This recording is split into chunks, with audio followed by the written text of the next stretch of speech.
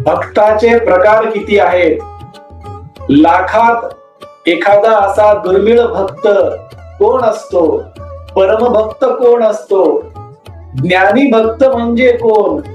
आणि या विश्वात दुर्मिळ आणि महान व्यक्ती कोण आहे याचे वर्णन देखील भगवान श्रीकृष्ण अर्जुनाला या अध्यायामध्ये करणार आहेत. मनुष्य भगवंताची विविध प्रकारे विविध मार्गाने उपासना कशी करतो? मनुष्य उपवास का ठेवतो? आणि सकाम भक्त म्हणजे नेमका कोण आहे याचे वर्णन देखील भगवान श्रीकृष्ण अर्जुनाला या अध्यायामध्ये करणार आहे.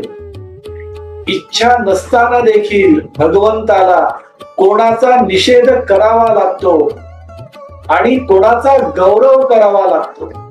भगवंताच्या